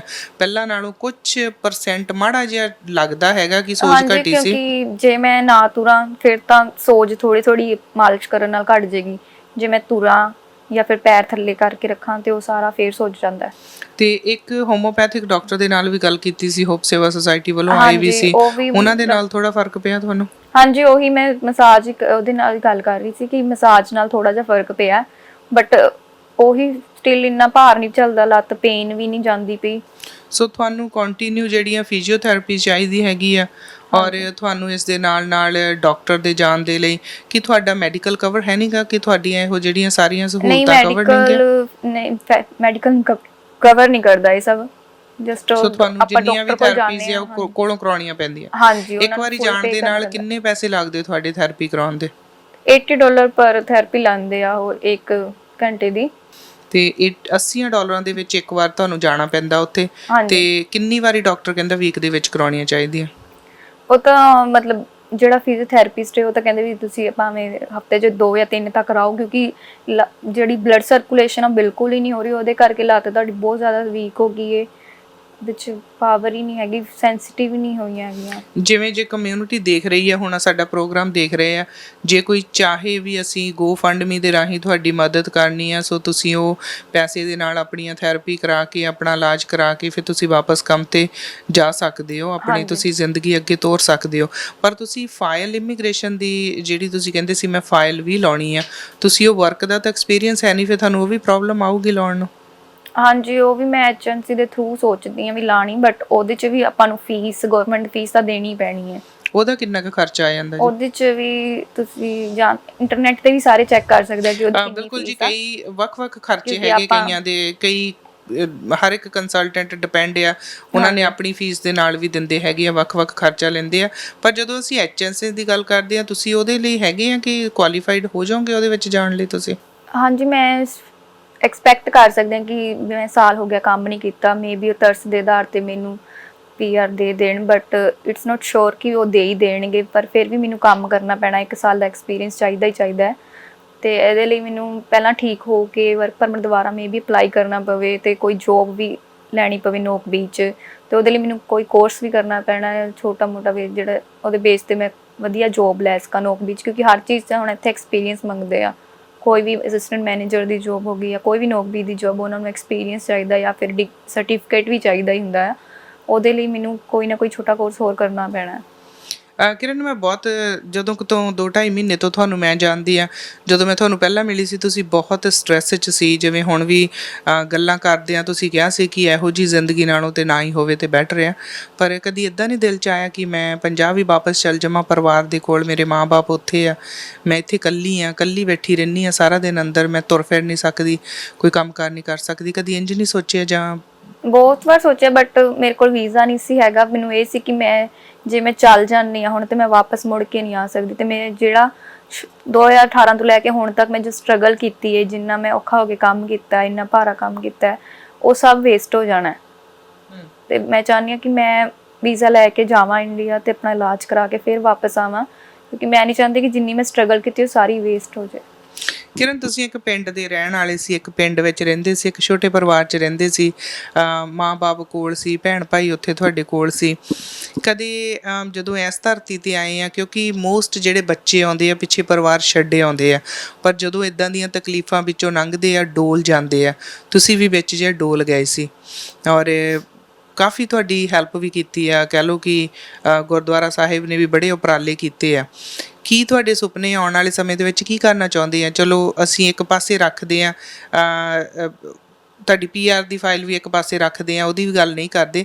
ਠੀਕ ਹੋ ਕੇ ਤੁਹਾਡੇ ਕੀ ਸੁਪਨੇ ਸੀ? ਤੁਸੀਂ ਜਦੋਂ ਪੰਜਾਬ ਤੋਂ ਤੁਰੇ ਸੀ ਇਸ ਧਰਤੀ 'ਤੇ ਆਉਣ ਦੇ ਲਈ, ਮਾਂ-ਬਾਪ ਨੇ ਇੰਨੇ ਕਰਜ਼ੇ ਲਿਆ ਕੇ ਤੋਰਿਆ ਸੀ, ਕੀ ਕਰਨ ਦਿਲ ਦੇ ਵਿੱਚ ਸੋਚ ਕੇ ਆਈ ਸੀ ਮੈਂ ਕੀ ਕਰਨਾ ਜ਼ਿੰਦਗੀ ਦੇ ਵਿੱਚ? ਮੈਂ ਇਹੀ ਸੋਚ ਕੇ ਆਈ ਸੀ ਕਿ ਜੋ ਉਹਨਾਂ ਨੇ ਅੱਜ ਤੱਕ ਆਪਣੀ ਲਾਈਫ 'ਚ ਫੇਸ ਕੀਤਾ ਹੈ ਸਾਡੇ ਕਰਕੇ, ਸਾਨੂੰ ਫਿਰ ਵੀ ਪੜ੍ਹਾਇਆ ਉਹਨਾਂ ਨੇ, ਮੈਂ ਚਾਹੁੰਦੀ ਸੀ ਕਿ ਆਪਾਂ ਵੀ ਕੁਝ ਪੜ੍ਹ ਲੈ ਕੇ ਕੁਝ ਉਹਨਾਂ ਲਈ ਵੀ ਕਰੀਏ, ਆਪਣੇ ਮੰਮੀ ਡੈਡੀ ਲਈ ਵੀ, ਉਹਨਾਂ ਨੂੰ ਵੀ ਦਿਖਾਈਏ ਕਿ ਬਾਹਰ ਵੀ ਹੁੰਦਾ ਹੈ, ਕੋਈ ਪਿੰਡ 'ਚ ਬਾਹਰ ਨਿਕਲਣ ਦਾ ਵੀ ਸੋਚਿਆ ਸੀ। ਪਰ ਨਾਲੇ ਜਿੰਨੇ ਪੈਸੇ ਲਾ ਕੇ ਉਹਨਾਂ ਨੇ ਮੈਨੂੰ ਭੇਜਿਆ ਵੀ ਮੈਂ ਉਹ ਵੀ ਉਹਨਾਂ ਨੂੰ ਉਹਨਾਂ ਦੇ ਪੈਸੇ ਮੋੜਾਂ, ਇਹ ਸਭ ਸੋਚਿਆ ਸੀ ਵੀ ਸਟੱਡੀ ਕਰਕੇ ਮੈਂ ਚਲੋ ਕੰਮ ਕਰਾਂਗੀ, ਫਿਰ ਫੀਸਾਂ ਦੀ ਟੈਨਸ਼ਨ ਨਹੀਂ ਹੋਏਗੀ, ਫਿਰ ਆਪਾਂ ਆਪਣਾ ਵਾਪਸ ਕਰ ਸਕਦੇ ਹਾਂ ਪੈਸੇ ਜਿਨ੍ਹਾਂ ਦੇ ਲਿੱਤੇ ਆ। ਬਟ ਹੁਣ ਜਿੱਦੋਂ ਦਾ ਸੱਟ ਲੱਗੀ ਹੈ, ਹੁਣ ਮੈਨੂੰ ਸਭ ਕੁਛ ਬਹੁਤ ਜ਼ਿਆਦਾ ਔਖਾ ਲੱਗਦਾ ਪਿਆ, ਕਿਉਂਕਿ ਪਤਾ ਨਹੀਂ ਹੁਣ ਮੈਂ ਕਦੋਂ ਠੀਕ ਹੋਣਾ। ਫਿਲਹਾਲ ਤੇ ਮੇਰਾ ਡ੍ਰੀਮ ਇਹੀ ਹੈ ਕਿ ਮੈਂ ਆਪਣੇ ਪੈਰਾਂ ਤੇ ਸਿੱਧਾ ਨੋਰਮਲ ਤੁਰ ਸਕਾਂ। ਤੁਸੀਂ ਡੋਲ ਵਿੱਚ ਜੇ ਬਹੁ ਗਏ ਸੀ ਕਿ ਪੈਰ ਦੀ ਸੱਟ ਆ, ਪਤਾ ਨਹੀਂ ਮੇਰੀ ਠੀਕ ਹੋਣੀ ਜਾਂ ਨਹੀਂ ਹੋਣੀ, ਪਰ ਮੈਨੂੰ ਅੱਜ ਤੁਹਾਡੇ ਨਾਲ ਗੱਲ ਕਰਕੇ ਚੰਗਾ ਲੱਗਾ ਕਿ ਤੁਸੀਂ ਸਟਰੋਂਗ ਆ, ਕਿਉਂਕਿ ਜਦੋਂ ਮੈਂ ਪਹਿਲੇ ਦਿਨ ਕਿਰਨਦੀਪ ਨੂੰ ਮਿਲੀ ਸੀ ਤਾਂ ਕਿਰਨਦੀਪ ਰੋਂਦੀ ਜ਼ਿਆਦਾ ਸੀ, ਗੱਲ ਘੱਟ ਕਰਦੀ ਸੀ। ਸੋ ਮੈਨੂੰ ਚੰਗਾ ਲੱਗਾ ਬੱਚੇ ਤੁਸੀਂ ਸਟ੍ਰੈਸ 'ਚੋਂ ਬਾਹਰ ਆ ਰਹੇ ਆ। ਪਰ ਫਿਰ ਵੀ ਮੈਂ ਚਾਹੂੰਗੀ ਕਿ ਤੁਸੀਂ ਕੀ ਕਮਿਊਨਿਟੀ ਨੂੰ ਮੈਸੇਜ ਦੇਣਾ ਚਾਹੁੰਦੇ ਆ? GoFundMe ਦਾ ਪੇਜ ਤਕਰੀਬਨ 1.5 ਮਹੀਨਾ 2 ਹੋਏ ਤੁਸੀਂ ਸੈੱਟ ਕੀਤਾ ਆ, ਫੰਡਿੰਗ ਬਹੁਤ ਘੱਟ ਆਈ ਆ, ਇਸ ਦਾ ਕੀ ਕਾਰਨ ਆ? ਹੋ ਸਕਦਾ ਕਿ ਉਹਨਾਂ ਨੂੰ ਬਿਲੀਵ ਹੀ ਨਾ ਹੋਵੇ ਕਿ ਇਹ ਰੀਅਲ ਹੈ ਜਾਂ ਫਰੋਡ ਹੈ, ਤਾਂ ਇਹ ਕਾਰਨ ਹੋ ਸਕਦਾ ਹੈ। ਬਟ ਮੈਂ ਇਹੀ ਰਿਕੁਐਸਟ ਕਰਾਂਗੀ ਕਿ ਉਹ 1 ਹਫ਼ਤੇ ਜਾਂ 2 ਹਫ਼ਤੇ ਤੱਕ ਜਿੰਨਾ ਜ਼ਿਆਦਾ ਹੋ ਸਕਦਾ ਉਹ GoFundMe 'ਚ ਫੰਡ ਕਰਨ, ਕਿਉਂਕਿ ਮੈਂ ਨਹੀਂ ਚਾਹੁੰਦੀ ਕਿ ਟਾਈਮ ਦੇ ਨਾਲ ਨਾਲ ਮੇਰੀ ਲੱਤ ਹੋਰ ਜ਼ਿਆਦਾ ਵੀਕ ਹੋ ਜਾਏ। ਕੰਡੀਸ਼ਨ ਬਹੁਤ ਜ਼ਿਆਦਾ ਵਰਸਟ ਹੋ ਚੁੱਕੀਆਂ ਆਲਰੇਡੀ, ਤੇ ਮੇਰੀ ਲੈਫਟ ਸਾਈਡ 'ਤੇ ਵੀ ਹੁਣ ਇਫੈਕਟ ਪੈਣਾ ਸ਼ੁਰੂ ਹੋ ਰਿਹਾ, ਤੇ ਮੈਂ ਨਹੀਂ ਚਾਹੁੰਦੀ ਕਿ ਹੋਰ ਜ਼ਿਆਦਾ ਵੀ ਵਰਸਟ ਹੋ ਜਾਏ ਸਿਚੁਏਸ਼ਨ। ਫਿਰ ਆਈ ਡੋਂਟ ਨੋ ਕਿ ਬਾਅਦ 'ਚ ਲੱਤ ਵੱਢਣ ਦਾ ਵੀ ਕਿਤੇ। ਇੱਦਾਂ ਕਾਹਦੇ ਸੋਚਦੇ? ਇਦਾਂ ਨਹੀਂ ਸੋਚੀਦਾ ਹੁੰਦਾ, ਪੋਜ਼ਿਟਿਵ ਰਹੀਦਾ ਹੁੰਦਾ ਆ। ਔਰ ਵਾਹਿਗੁਰੂ ਕਰਨ ਕਰਾਉਣ ਵਾਲਾ, ਤੁਸੀਂ ਤਾਂ ਬੜੇ ਸਟਰੋਂਗ ਆ। ਮੈਂ ਤਾਂ ਦੇਖ ਰਹੀ ਹਾਂ ਪਹਿਲੇ ਨਾਲੋਂ ਕਿਰਨ ਤਾਂ ਬਹੁਤ ਸਟਰੋਂਗ ਹੋਈ ਹੈ, ਪਰ ਠੀਕ ਹੋ ਜਾਣਾ ਬੱਚੇ। ਮੈਂ ਦੇਖ ਰਹੀ ਹਾਂ ਤੁਹਾਡੀ ਲੱਤ ਦੇ ਉੱਤੇ ਹੁਣ ਜਿਹੜਾ ਗਿੱਟੇ ਦੇ ਕੋਲ ਸੋਜ ਆ, ਸਿਰਫ ਇੱਥੇ ਹੀ ਪ੍ਰੋਬਲਮ ਆ। ਇਹਦੇ ਕਰਕੇ ਤੁਸੀਂ ਦੱਸਦੇ, ਕੰਪਲੇਂਟ ਕਰਦੇ ਸੀ ਕਿ ਤੁਹਾਡੀ ਪਿੱਛੇ ਬੈਕ 'ਚ ਵੀ ਦਰਦ ਹੋਣ ਲੱਗ ਪਿਆ, ਕਰਕੇ ਤੁਸੀਂ ਦੂਜੀ ਲੱਤ ਤੇ ਜ਼ਿਆਦਾ ਭਾਰ ਦੇ ਕੇ ਚੱਲਦੇ ਆ। ਹਾਂਜੀ, ਉਹਦੇ ਨਾਲ ਮੇਰੇ ਹੁਣ ਇੱਥੇ ਤੱਕ ਪੇਨ ਆਉਂਦੀ ਹੈ, ਜਿਹੜੀ ਆਪਣੀ ਮੇਨ ਰੀੜ੍ਹ ਦੀ ਹੱਡੀ ਹੁੰਦੀ ਹੈ ਉੱਥੇ ਤੱਕ ਵੀ ਮੈਂ ਜ਼ਿਆਦਾ ਦੇਰ ਵੀ ਹੁਣ ਬਹਿ ਨਹੀਂ ਸਕਦੀ। ਹੁਣ ਵੀ ਮੇਰੇ ਪੇਨ ਹੁੰਦੀ ਪਈ ਹੈ। ਹੁਣ ਮੈਂ ਥੋੜੀ ਦੇਰ ਤੱਕ ਲੰਬੇ ਪੈਣਾ ਨਹੀਂ ਤਾਂ ਬਹੁਤ ਜ਼ਿਆਦਾ ਪੇਨ ਹੁੰਦੀ ਹੈ ਐਵੇਂ ਬੈਠਣ ਹੁੰਦਾ। ਥੈਂਕ ਯੂ ਕਿਰਨ, ਅਸੀਂ ਜ਼ਰੂਰ, ਸਾਡੀਆਂ ਦੁਆਵਾਂ ਵੀ ਆ ਤੇ ਤੁਹਾਡੇ ਨਾਲ ਵੀ ਆ। ਔਰ ਕੋਸ਼ਿਸ਼ ਕਰਾਂਗੇ ਜਦੋਂ ਤੱਕ ਤੁਸੀਂ ਆਪਣੇ ਪੈਰਾਂ ਤੇ ਖੁਦ ਉੱਠ ਕੇ ਤੁਰ ਫਿਰ ਨਹੀਂ ਲੈਂਦੇ, ਕੰਮ ਨਹੀਂ ਸੋਹਣਾ ਆਪਣਾ ਲੱਭ ਲੈਂਦੇ, ਉਹਨਾਂ ਚਿਰ ਅਸੀਂ ਤੁਹਾਡੇ ਨਾਲ ਹੀ ਰਵਾਂਗੇ, ਤੁਹਾਡੀ ਹੈਲਪ ਜ਼ਰੂਰ ਕਰਦੇ ਰਵਾਂਗੇ ਜਿੰਨਾ ਅਸੀਂ ਕਰ ਸਕਦੇ ਆ। ਬਾਕੀ ਕਮਿਊਨਿਟੀ ਬਹੁਤ ਸਾਡੀ ਸਟਰੋਂਗ ਆ, ਕਮਿਊਨਿਟੀ ਜ਼ਰੂਰ ਤੁਹਾਡੀ ਹੈਲਪ ਕਰੂਗੀ। So thank you very much Kiran. Ki message ਦਓਗੇ ਸਾਰਿਆਂ ਨੂੰ? ਮੈਂ ਇਹੀ ਮੈਸੇਜ ਦੇਣਾ ਚਾਹੁੰਦੀ ਹਾਂ ਸਾਰਿਆਂ ਨੂੰ ਕਿ ਜੇ ਤੁਸੀਂ ਦਸਵੰਧ ਕੱਢਦੇ ਹੋ, ਗੁਰਦੁਆਰੇ ਦਿੰਦੇ ਹੋ, ਉਹੀ ਤੁਸੀਂ ਦਸਵੰਧ ਕੱਢ ਕੇ ਗੋਫੰਡਮੀ 'ਚ ਡੋਨੇਸ਼ਨ ਕਰੋ, ਤਾਂ ਕਿ ਮੈਂ ਆਪਣਾ ਇਲਾਜ ਕਰ ਸਕਾਂ ਅਤੇ ਮੈਂ ਵੀ ਨੋਰਮਲ ਲਾਈਫ ਜੀ ਸਕਾਂ ਅਤੇ ਆਪਣੇ ਪੈਰਾਂ 'ਤੇ ਤੁਰ ਸਕਾਂ, ਕੰਮ 'ਤੇ ਜਾਵਾਂ। ਫਾਈਨੈਂਸ਼ੀਅਲ ਹੈਲਪ ਹੋਊਗੀ ਇਹਦੇ ਨਾਲ ਮੇਰੀ। ਤੁਸੀਂ ਪਲੀਜ਼ ਡੋਨੇਟ ਕਰੋ। ਥੈਂਕ ਯੂ ਕਿਰਨ, ਤੁਹਾਡਾ ਥੈਂਕ ਯੂ ਜੀ। ਸਤਿ ਸ਼੍ਰੀ ਅਕਾਲ।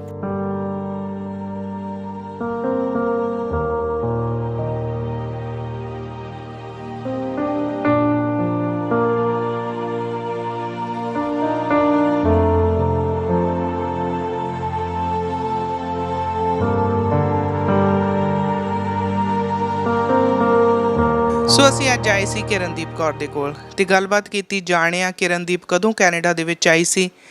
ਬਹੁਤੀ ਵਾਰ ਅਸੀਂ ਕਹਿੰਦੇ ਆ ਕਿ ਕੈਨੇਡਾ ਇੰਨਾ ਵਧੀਆ ਮੁਲਕ ਆ ਕਿ ਇੱਥੇ ਆ ਕੇ ਅਸੀਂ ਜਿਹੜੇ ਸੁਪਨੇ ਅੱਖਾਂ 'ਚ ਲੈ ਕੇ ਆਉਂਦੇ ਆ ਅਸੀਂ ਪੂਰੇ ਕਰ ਲੈਂਦੇ ਆ, ਅਤੇ ਵਾਕਿਆ ਇਹ ਗੱਲ ਸੱਚ ਵੀ ਆ।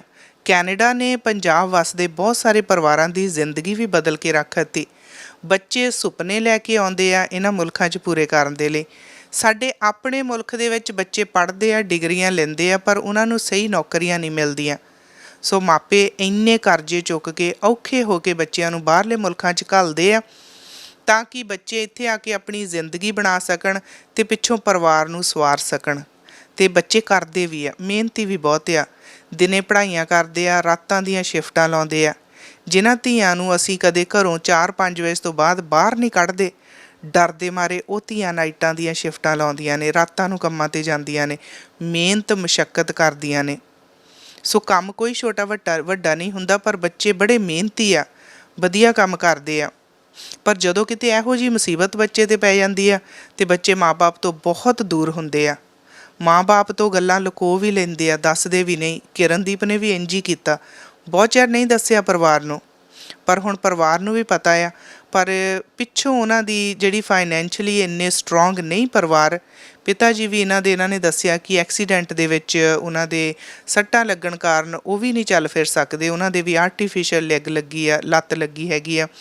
ਸੋ ਜਦੋਂ ਬੱਚਾ ਇਹੋ ਜਿਹੀ ਸਟਰੈਸ 'ਚ ਹੁੰਦਾ ਅਤੇ ਬੱਚਾ ਸੋਚਦਾ ਕਿ ਮੈਂ ਪਰਿਵਾਰ ਨੂੰ ਕਿਉਂ ਦੁਖੀ ਕਰਨਾ, ਕਿਉਂ ਦੱਸਾਂ, ਅੰਦਰ ਹੀ ਆਪਣੇ ਦੁੱਖ ਰੱਖ ਲੈਂਦੇ ਆ। ਜਿਸ ਦਿਨ ਮੈਂ ਇਸ ਬੱਚੀ ਨੂੰ ਮਿਲੀ ਸੀ, ਉਸ ਦਿਨ ਇਹ ਬੱਚੀ ਨੂੰ ਮੈਂ ਸੋਚਿਆ ਵੀ ਨਹੀਂ ਸੀ ਕਿ ਅੱਜ ਸਾਡੇ ਨਾਲ ਗੱਲ ਕਰ ਸਕਦੀ ਹੈ। ਬਹੁਤ ਡਰੀ, ਸਹਿਮੀ ਅਤੇ ਸਟਰੈਸ ਦੇ ਵਿੱਚ ਸੀ। ਹਰ ਗੱਲ 'ਤੇ ਬੱਚੀ ਦੀਆਂ ਅੱਖਾਂ ਭਰ ਆਉਂਦੀਆਂ ਸੀ। ਚੰਗਾ ਲੱਗਾ ਕਿ ਥੋੜ੍ਹੇ ਸਮੇਂ ਦੇ ਵਿੱਚ ਬੱਚੀ ਥੋੜ੍ਹੀ ਸਟਰੋਂਗ ਹੋਈ ਆ, ਕਿਉਂਕਿ ਬੱਚੇ ਅੰਦਰੋਂ ਅੰਦਰੀ ਗੱਲਾਂ ਰੱਖ ਕੇ ਇਹਨਾਂ ਦੀ ਸਟਰੈਸ ਦੇ ਵਿੱਚ ਚਲੇ ਜਾਂਦੇ ਆ। ਮੈਂਟਲ ਹੈਲਥ ਦੇ ਉੱਤੇ ਬੱਚਿਆਂ ਦੇ ਬਹੁਤ ਅਸਰ ਪੈਂਦਾ। ਅਸੀਂ ਕਮਿਊਨਿਟੀ ਆ, ਅਸੀਂ ਪੰਜਾਬੀ ਆ, ਇਹਨਾਂ ਮੁਲਕਾਂ ਦੇ ਵਿੱਚ ਬੜੇ ਲੰਬੇ ਸਮੇਂ ਤੋਂ ਆਏ ਆ। ਹਰ ਕੋਈ ਵਧੀਆ ਜ਼ਿੰਦਗੀ ਦੇ ਲਈ ਵਧੀਆ ਮੁਲਕਾਂ ਦੇ ਵਿੱਚ ਜਾਣਾ ਚਾਹੁੰਦਾ। ਅਸੀਂ ਵੀ ਆਏ ਸੀ, ਸਾਡਾ ਵੀ ਇਸ ਧਰਤੀ 'ਤੇ ਪਹਿਲਾ ਦਿਨ ਸੀ। ਸਾਡੇ ਬੱਚੇ ਵੀ ਇਹਨਾਂ ਮੁਲਕਾਂ 'ਚ ਰਹਿੰਦੇ ਆ, ਉਹਨਾਂ ਨੂੰ ਅਸੀਂ ਸਾਂਭਦੇ ਹਾਂ। ਇਹ ਵੀ ਸਾਡੇ ਬੱਚੇ ਆ, ਸਾਡੇ ਪੰਜਾਬ ਦੀ ਧਰਤੀ ਦੇ ਧੀਆਂ ਪੁੱਤ ਆ, ਸਾਡੇ ਕੋਲ ਆਏ ਨੇ। ਆਓ ਅਸੀਂ ਰਲ ਕੇ ਇਹਨਾਂ ਬੱਚਿਆਂ ਨੂੰ ਸਾਂਭ ਲਈਏ, ਇਹਨਾਂ ਬੱਚਿਆਂ ਦੀ ਮਦਦ ਕਰੀਏ। ਰਾਹੇ ਬਰਾਹੇ ਜਿੱਥੇ ਮਿਲਦੇ ਆ, ਸਾਡੇ ਬੱਚਿਆਂ ਵਾਂਗ ਕੋਈ ਗਲਤੀ ਕਰਦੇ ਆ ਅਤੇ ਪਿਆਰ ਦੇ ਨਾਲ ਸਮਝਾਈਏ। ਪਰ ਜਦੋਂ ਕਿਸੇ ਬੱਚੇ ਨੂੰ ਸਾਡੀ ਜ਼ਰੂਰਤ ਹੁੰਦੀ ਆ, ਉਦੋਂ ਜ਼ਰੂਰ ਅਸੀਂ ਗੁਰਾਂ ਦੀ ਪਾਈ ਹੋਈ ਪਿਰਤ 'ਤੇ ਚੱਲੀਏ, ਦਸਵੰਧ ਕੱਢੀਏ, ਇਹਨਾਂ ਬੱਚਿਆਂ ਦੀ ਮਦਦ ਕਰੀਏ। ਸੋ ਇਹੀ ਉਮੀਦ ਆ ਕਿ ਕਿਰਨਦੀਪ, ਜਿਹਦੀ ਅੱਜ ਸਾਲ ਹੋ ਗਿਆ, ਲੱਤ ਆਪਣੀ ਉਹਨਾਂ ਦੀ ਖਰਾਬ ਆ, ਤੁਰ ਨਹੀਂ ਸਕਦੇ ਆਪਣੇ ਆਪ, ਫੌੜੀਆਂ ਨਾਲ ਤੁਰਦੇ ਆ, ਵਾਕਰ ਦੇ ਨਾਲ ਤੁਰਦੇ ਆ। ਉਮੀਦ ਕਰੀਏ, ਵਾਹਿਗੁਰੂ ਅੱਗੇ ਅਰਦਾਸ ਕਰੀਏ ਕਿ ਇਹ ਬੱਚੀ ਨੇ ਗੋਫੰਡਮੀ ਪੇਜ ਚਲਾਇਆ ਤੇ GoFundMe ਦੀ ਅਸੀਂ ਇੰਨੀ ਕੁ ਦੁਰਵਰਤੋਂ ਨਾ ਕਰੀਏ ਕਿ ਅਸੀਂ ਸਹੀ ਬੰਦੇ ਤੱਕ ਸਹੀ ਹੈਲਪ ਨਾ ਪਹੁੰਚ ਸਕੇ। ਸੋ ਬਹੁਤ ਸਾਰੇ ਲੋਕ ਇਸ ਦਾ ਮਿਸਯੂਜ਼ ਕਰਦੇ ਆ। ਹਰ ਨਿੱਕੀ ਗੱਲ ਤੇ ਅਸੀਂ GoFundMe ਦੇ ਉੱਤੇ ਸਕੈਮ ਕਰਦੇ ਆ, ਫਰਾਡ ਕਰਦੇ ਆ। ਚੰਗੀਆਂ ਗੱਲਾਂ ਨਹੀਂ ਗੀਆਂ। ਜਿਨ੍ਹਾਂ ਨੂੰ ਸੱਚੀ ਜ਼ਰੂਰਤ ਆ ਉਹ ਕਿਤੇ ਨਾ ਕਿਤੇ ਜ਼ਰੂਰਤ ਤੋਂ ਵਾਂਝੇ ਰਹਿ ਜਾਂਦੇ ਆ। ਸੋ ਇਸ ਬੱਚੀ ਨੇ ਛੋਟੀ ਜਿਹੀ GoFundMe ਚਲਾਈ ਹੈ, ਜਿੱਥੇ ਇਸ ਨੇ ਫੰਡਿੰਗ ਲੈ ਕੇ ਆਪਣਾ ਇਲਾਜ ਕਰਵਾਉਣਾ ਆ, ਆਪਣੀ ਅੱਗੇ ਇਮੀਗ੍ਰੇਸ਼ਨ ਦੀ ਫਾਈਲ ਲਾਉਣੀ ਆ। ਸੋ ਹੁਣ ਬੱਚੀ ਦੀ ਗੁਰਦੁਆਰਾ ਸਾਹਿਬ ਵੀ ਹੈਲਪ ਕਰਦਾ, ਹੋਪ ਸੇਵਾ ਸੁਸਾਇਟੀ ਵੀ ਬੱਚੀ ਦੇ ਨਾਲ ਆ। ਪਰ ਆਉਣ ਵਾਲੇ ਸਮੇਂ ਦੇ ਵਿੱਚ ਬੱਚੀ ਦੇ ਇਲਾਜ ਲਈ ਹੋਰ ਫੰਡਿੰਗ ਦੀ ਵੀ ਲੋੜ ਪਵੇਗੀ। ਸੋ ਜੇ ਤੁਸੀਂ ਚਾਹੁੰਦੇ ਹੋ ਤਾਂ ਜ਼ਰੂਰ ਤੁਸੀਂ ਆਪਣਾ ਕੁਛ ਦਸਾਂ ਨੌਹਾਂ ਦੀ ਕਿਰਤ 'ਚੋਂ ਦਸਵੰਧ ਕੱਢ ਕੇ, ਜਿਹੜਾ ਇਸ ਵੀਡੀਓ ਦੇ ਵਿੱਚ ਅਸੀਂ ਤੁਹਾਨੂੰ GoFundMe ਦਾ ਲਿੰਕ ਦੇਵਾਂਗੇ, ਉਹਦੇ 'ਤੇ ਜਾ ਕੇ ਕਿਰਨਦੀਪ ਕੌਰ GoFundMe 'ਤੇ ਜਦੋਂ ਤੁਸੀਂ ਜਾਓਗੇ, ਕਿਰਨਦੀਪ ਕੌਰ ਦੇਖੋਗੇ ਤੇ ਬੱਚੀ ਦੀ ਫੋਟੋ ਲੱਗੀ ਹੈ। ਇੱਕ ਕਾਲੇ ਸੂਟ ਵਿੱਚ ਨੀਲੇ ਰੰਗ ਦੀ ਚੁੰਨੀ ਲਈ ਆ, ਫੌੜੀਆਂ ਦੇ ਨਾਲ ਬੱਚੀ ਖੜੀ ਆ। ਉਸ ਵਕਤ ਤਾਂ ਬਹੁਤ ਕਮਜ਼ੋਰ ਸੀ ਬੱਚੀ। ਅੱਜ ਮੈਨੂੰ ਗੱਲ ਕਰਕੇ ਵੀ ਚੰਗਾ ਲੱਗਾ ਕਿ ਥੋੜ੍ਹਾ ਜਿਹਾ ਮੈਂਟਲ ਸਟ੍ਰੈਸ ਇਸ ਦੀ ਬੈਟਰ ਹੋਈ ਆ ਪਹਿਲਾਂ ਦੇ ਨਾਲੋਂ। ਪਰ ਤੁਹਾਡੇ ਤੋਂ ਬੜੀਆਂ ਆਸਾਂ ਨੇ, ਉਮੀਦਾਂ ਨੇ, ਅਤੇ ਸਾਡੀ ਪੰਜਾਬੀ ਕਮਿਊਨਿਟੀ ਹਮੇਸ਼ਾ ਹੀ ਹਰ ਇੱਕ ਦੇ ਦੁੱਖ ਸੁੱਖ ਵਿੱਚ ਸ਼ਰੀਕ ਹੁੰਦੀ ਆ। ਸੋ ਆਓ ਅਸੀਂ ਰਲ ਕੇ ਆਪਣਾ ਦਸਵੰਧ ਕੱਢ ਕੇ ਇਸ ਬੱਚੀ ਨੂੰ ਪਹਿਲਾਂ ਵਾਂਗ 9x9 ਕਰ ਸਕੀਏ, ਤਾਂ ਕਿ ਬੱਚੀ ਆਪਣੇ ਜਿਹੜੇ ਸੁਪਨੇ ਲੈ ਕੇ ਆਈ ਸੀ, ਪਰਿਵਾਰ ਦੀਆਂ ਆਸਾਂ ਉਮੀਦਾਂ 'ਤੇ ਪੂਰੀ ਉਤਰ ਸਕੇ। ਮੈਂ ਬਲਜਿੰਦਰ ਕੌਰ, ਸਰੀ ਤੋਂ ਕੈਮਰਾਮੈਨ ਕਰਨ ਦੇ ਨਾਲ। ਕੀਪ ਵਾਚਿੰਗ ਸਾਂਝਾ TV। ਸਤਿ ਸ਼੍ਰੀ ਅਕਾਲ ਜੀ।